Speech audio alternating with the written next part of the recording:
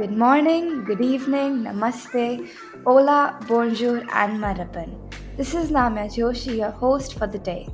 Welcome to episode 46 of the podcast Each One Teach 10, an amazing world of STEM, an inspiring venture where we'll be discussing that STEM is part of every day for every kid. We all will learn together how to build a STEM culture. As a keynote speaker, workshop host, and global education consultant, Mr. Kemp works with departments, ministries, school leadership, school communities, and educators to understand, design, and implement digital learning solutions and transformations to improve teaching practice and student learning outcomes. He was rewarded as one of the only 3 teachers in New Zealand by being invited to the NZ Leadership Institution Young Leaders program. He's the founder of Eduspark World and is a leading change agent, being involved in the makeover of several schools' ICT hardware and integration programs, with particular focus on pedagogy to support curriculum integration of technology. It is really great to have you here, Mr. Craig. So, how have you been? Thank you so much for that very, very kind introduction, Namya. I've been really great. It's a real honor to be on the podcast with you today. I've been very well and very warm here in Singapore, but it's really cool to be here chatting with you today. Thank you so much. So, before we start, we would love to know more about you and what are your latest upcomings that are coming up or what you're doing right now.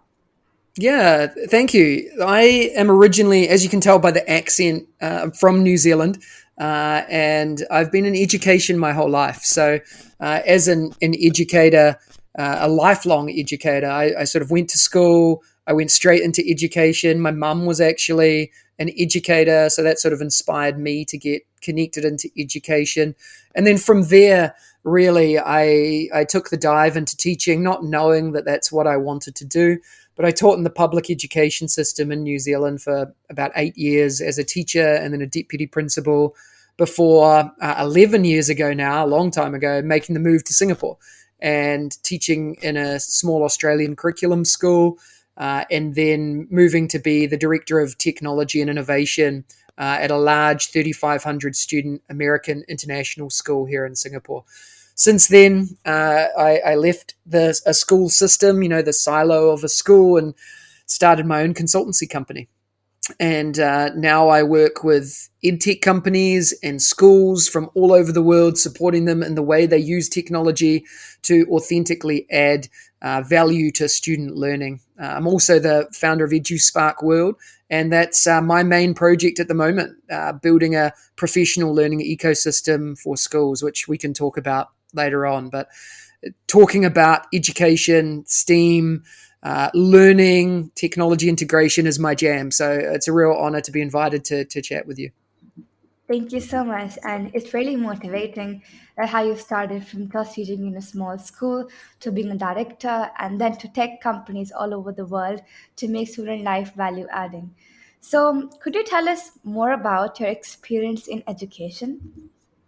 Yeah, I guess for me, education was always something that's I was born into. Seeing my mum as a kid, seeing her as a stay-at-home mom, bringing me up, my brother up, and being so passionate, kind, caring, and wanting us to be successful, but not pushing us to be successful, was something that's really stuck with me.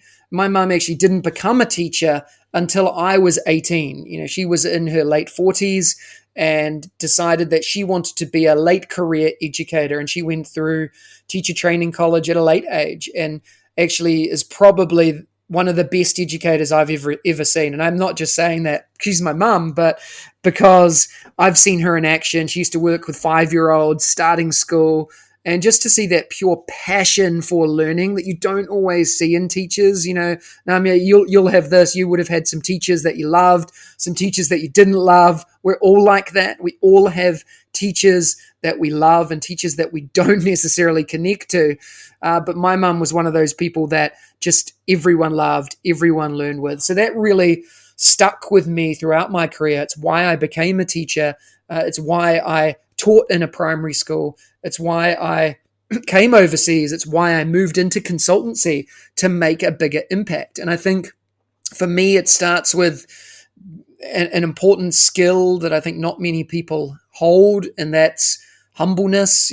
Being humble, making sure that you stay true to yourself and what you believe in, because there's so many people in this world that will try and bring you down, and you have to believe in what you believe in. And I know in your podcast you talk about the amazing world of STEM and STEAM, and it's a true, and we'll talk about this later, but it's a true skill set that we need now in our youth to be successful in the future. So that's really driven me on my educational journey. And of course, the founding of Eguspark, which is a professional learning ecosystem for educators to try and drive high quality learning back into schools all over the world, no matter where people are. That's so great that education was something you were born into, and like you saw passion for learning in your mother, that inspired you to become one to make a bigger impact. That's really motivating. Like when you talk about humbleness, that we should never forget our roots, no matter how big position we've taken in the world, but staying connected to the roots is very important. And I agree with the fact that skill set is what we need to have a bright future for the world, so that students can have the high quality education. And whatever you're doing is really motivating for all our listeners who are listening to us right now. Thank you. Thank you. So you talked about being the founder of EduSpark. So can you tell us more about this? Yeah, thanks. So Eguspark is a complete professional learning ecosystem for educators. It was built out of my frustration of how professional learning was so disaggregated. I could jump on Coursera or LinkedIn Learning to do a course, but everywhere I went was different. I could jump on a Google Meet or a Zoom and jump into a learning session or a webinar, go to a conference or an event, but it was all over the place. I had to find the learning. The learning didn't come to me in one central location. So we wanted to build a platform from scratch that brought people together, that brought the best of the best from all over the world together, not just thought leaders, keynote speakers, and incredible leaders of learning, but also teachers in the classroom. So what we've done is we've built this ecosystem where we can bring educators together to help support that learning journey. We now have more than 120 courses online from leading experts and educators globally. We have more than 3,500 users who are educators from all over the world, more than 20 countries. We continue to build this out. We're launching 2 or 3 new courses a week. We're bringing on board at least one new school every week or two. Most of our schools are based in Asia and the Middle East. We're now bringing schools on from Australia, New Zealand, Europe, even Africa, and the US and North America as well. So it's really exciting to see the growth and development of that. We're not just a ecosystem for courses and learning. We've taken it a step further to what we believe is now a developing ecosystem that closes the loop on learning. We now have our own communities of practice that allows people to have conversation threads to connect back to learning, that starts to close that loop so that conversations can be via text, via audio. We're bringing in some video functionality. We've also launched institutional landing pages, which allows schools functionality to personalize and customize their learning experience, as well as build their own courses inside of here, which is particularly important for schools that are trying to keep institutional knowledge inside the building, or to build the expertise of their faculty from within. So schools can now, at no additional cost, build their own courses inside of here. We've actually built our own live video system. So different to a Zoom, a Google Meet, a Microsoft Teams, we have our own video system inside the platform that have breakout rooms. That's going to lead to the launch of our events platform in the coming month. That will allow multi-stream, multi-strand events to happen. We also have for a fraction of the cost of traditional PD that we'd send people to or jump online to, it costs less than the cost of a course to go to. to have a whole year's worth of access to learning on the platform. So that access to learning is really important. Something that hasn't always been available to people all over the world is high quality professional learning at a price point that's suitable for everyone. And that's a really important part of the being an equitable platform that we want to get right. You also have rich data insights, so you can see who's learning, when they're learning, how they're learning, so we can really learn with them and improve the platform and improve the way we deliver content. And coming soon, we have a portfolio system that will allow teachers to upload evidence of their learning, to demonstrate that, to build an online curriculum vitae or a CV or a resume, to be able to share that learning with particular groups of people in the form of an appraisal system that will allow that whole system from setting a goal to achieving the goal to supporting others in that goal and mentoring and coaching too. So the journey that we've been on, and we've only been live for a year, which is kind of exciting. We've done so much, but we wouldn't have achieved it if we didn't listen. And, we're building this by educators for educators. We're not business people.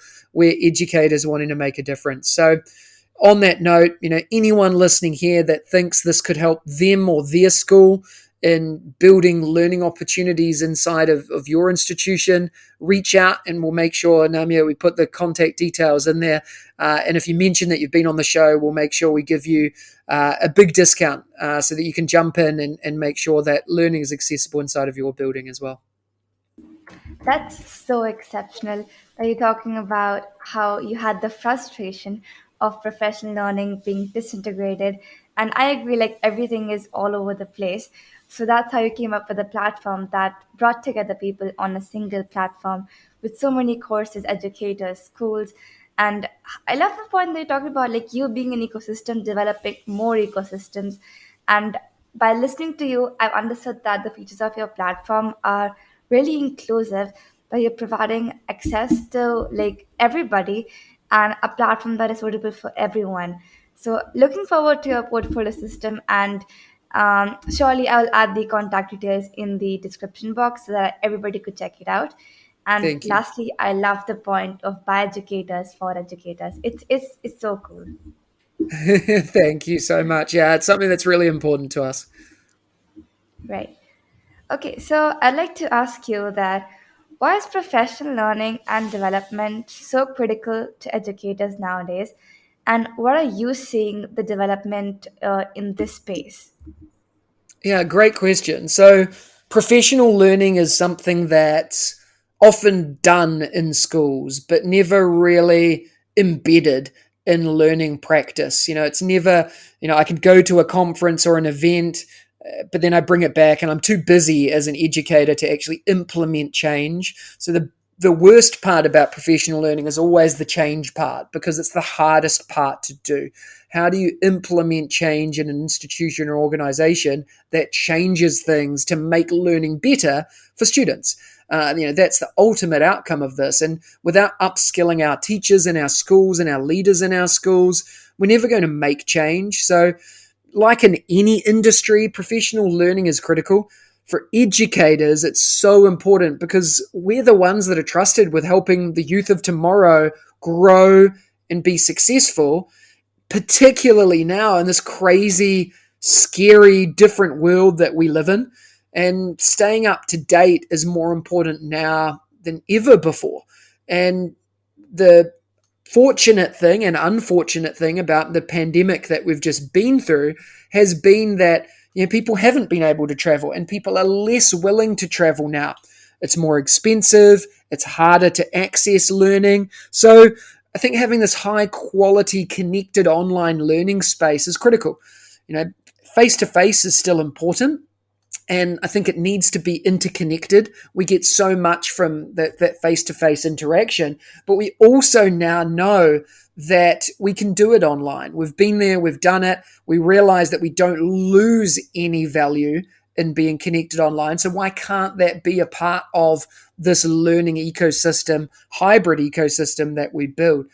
Building internal expertise inside of schools is really important, and schools should be doing this more. How do we help other people grow? And that's something that we're trying to do, is build schools' internal content and expertise so that institutional knowledge is never lost, and people can continue to grow no matter who's in the building. Right now, one of the things I'm seeing in this space is a real need for a few particular content areas. So one of the things we're really working on is listening to schools' needs.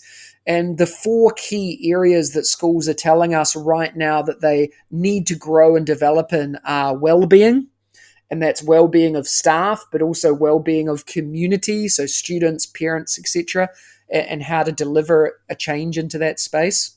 The second piece is DEIJ, diversity, equity, inclusion, and justice. So how do we not just put DEIJ on the surface level and say we need to be better at being diverse and equitable and inclusive, but actually implementing that change in schools and diving deep into that. And that's a big part of what we're building out with experts all over the world too. And then, of course, literacy and numeracy, two really important parts of continued growth and development that we need. And I think one of the important pieces here for me to point out with Eguspark along these lines is that we don't build the content ourselves. We partner with experts from all over the world who can add value to support this. So, in my mind, professional learning is changing. Professional learning is available and accessible more so than ever before. It's now up to schools to jump onto that change and make it happen. I agree. Professional learning for teachers can help teachers to plan their time better and help them stay organized. And I think this also can make them more efficient and can give them extra time to focus not only on the paperwork but on the students. And in this way, students can get all the things that they need. And I agree with the point that it's done but never embedded. And implementation takes time, so I really like the topics that you have taken up in your platform, like DEIJ, literacy, numeracy, and how you are helping other people grow through your platform is so inspiring. And the way you've Thank you. told about professional learning being changing and available is really touching. Thank you. Yeah, it's super exciting to see how schools are starting to adapt in this space. Right. So I have this fun question for you. Which is your favorite sport and why? Yeah, good, really good question. So, I've always been into sport as a kid. It's just part of culture of being a Kiwi out of New Zealand. I think is that sport sort of embedded in part of growing up. And for me, I love all sports. I'm actually do a lot of sport, and I always have. But I have two or three main sports that I love. My first main sport is cricket. Cricket is, you know, something that's always been close to my heart. I love cricket. I still play cricket today, even in Singapore, a country that's not very well known for its cricket, but I still play and compete in that. Also, volleyball. I love volleyball. I've always played volleyball and coached volleyball. And then basketball, which is another passion of mine. Same here. I love to play basketball. It's my favorite sport. That's cool. That's awesome. I like watching it more than playing, but Yeah. it's fun. What's your favorite NBA team? I'm actually an Orlando Magic fan, so not a Okay. very good team, but I've always been an Orlando Magic fan since Shaquille O'Neal was there many, many, many years ago. Oh, that's great. That's nice. So I'd like to ask you, what are your thoughts on STEAM and why should schools be exploring this? Yeah, so Steam is a personal passion of mine because of my role in schools with technology and authentic and purposeful integration. And of course, my role at my last school as the director, supporting the way that technology was integrated. STEAM being so broad across science, technology, engineering, arts, and maths. I add arts into the conversation. I think arts is an important part of STEM, or adding it to be STEAM. I think arts bring a lot of value to what STEAM can do and be, and I think it includes this inclusiveness piece again, a lot more people in the conversation. I think it's a critical conversation to have. We live in this hyper-connected, tech-driven world, and STEAM can help our kids better understand and make sense of this landscape that's continuing to adapt and change faster than ever before. Starting young with STEAM is super important. It doesn't need to necessarily be with technology or robots or any of that stuff. It can be learning about how things work, what problems exist, how to solve problems, what do systems do. Tech can be added at any time when it's appropriate, but it has to add value. I'm the biggest fan of technology, but I always say to schools, add it if you can justify how it adds value to learning. If you can't justify it, don't add it in. I also think that STEAM should not be standalone. It shouldn't be a subject that's taught. It should be integrated authentically and purposefully across all subjects. STEAM has its place in all parts. And I think teachers often get scared of implementing and integrating STEAM because it's complex, because it's perceived to be tough. But actually, it's easy, particularly if you let kids own part of that learning, if you let your students be a part of that learning. My biggest thing that I always say is that don't be afraid to understand that your students know more than you do, and that's okay. In fact, it should be celebrated and encouraged, particularly in the STEAM space. As you know, Namya, being an expert in the space, I'm sure you've come across teachers that have been scared to integrate technology or STEAM into your learning as you've grown up as well and continue to lead in the space. I agree. That's significant that it's been a personal passion of yours, and that's how it isn't embedded in you for a long time. And the point that is a broad topic is agreed, because it can like be used literally everywhere. And like you said, my teachers might have been like a little bit like, okay, we don't want to use it. That has been there, like, because everything takes time for implementation, and anything new that's there, like, we have to like prove it that yes, this can be used. And that's how, like, in my school as well, it was implemented slowly by slowly, like literally it took time. But now, like, almost like for every class it is being used, because our teachers understood the value of it. And like teachers in my school like have been very comfortable using new technology because they're passionate about it. And like if teachers have the passion about it, then it doesn't matter like if they're learning on their own or learning with the students. It becomes easy because once we are passionate, once we know that it is for the good, I don't think it'll take a long time for an implementation. The only thing that we need is passion for STEAM and technology. Agreed. Really well Yeah, said. thank you. So my next question to you is, what are your favorite edtech tools that listeners should be exploring, and why? Yeah, great question. There's so many, but the ones that spring out to mind, I probably got four, maybe five that I would bring up immediately. Obviously I'd say eduspark.world, but it's not really right for me to bring that up. But I think the first one that comes to mind is Canva as a tool to create, design, and make. I think it's easier now than ever before to jump into Canva as an educator, or even have students jump into Canva to create and make. My second one immediately that comes to mind is Flip, or Flip, what was Flipgrid. The ability to connect and engage and learn inside Flip is incredible and so easy. There's no excuse not to use it. A couple more, Mote. I love Mote as an app that allows you to record video commands or give feedback into documentation. It just allows for, I'm a Google guy, so integrating Mote into Google Docs or slides is super easy. And that verbal response just makes that feedback to learning faster than teachers can do by taking in assignments and responding. It just speeds up that learning process. Another one, Quizalize. I like Quizalize as an alternative to Kahoot, particularly the game-based features and data insights that you can add into Quizalize. I use that with adults and with students. And then two more. One is Hellogo.world. Hellogo is a AR VR solution, and it's a really exciting development, particularly for STEAM, I think, because it's a science, mathematical, engineering approach to integrating AR into the classroom. I love it.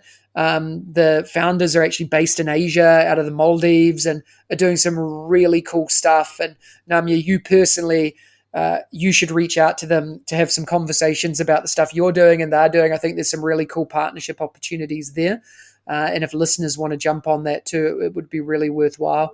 And then the last one for me is a tool called ClanBeat that probably people haven't heard of. It's a tool out of Estonia, and it's a student well-being tool. So it's a really cool tech tool that supports student well-being, particularly in middle and high school years, for teachers to identify maybe some issues or areas of need in students and to track and record learning in the well-being space. These tools sound so amazing to me, like Canva for design, Flip for connecting and engaging, and I heard a few new Mode for recording videos, Quizalize as game-based, HelloGo is VR, AR, VR, and ClenBeat for student well-being. So I'll surely put these in the description box for our viewers to check it out. Awesome. Yeah. And if anyone, I'm not connected to any of them, but if people want connections into people who are using them, I'm happy to help people better understand that too. Right. Thank you so much for that. So, in the end, I would like to ask you where can we find you online so that our audience can connect with you, and we would love to hear a message for you from you for the audience. Yeah, thanks, Namya. This has been awesome.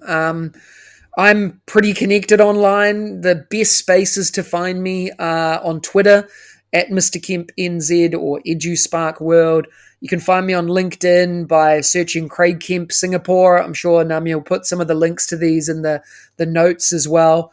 You can go to eduspark.world or you can email me, Craig at eduspark.world. I'm always happy to connect and chat to people. You can find me on Facebook and Instagram as well. I'm less active there, but I'm around. So you'll be able to find me pretty much anywhere.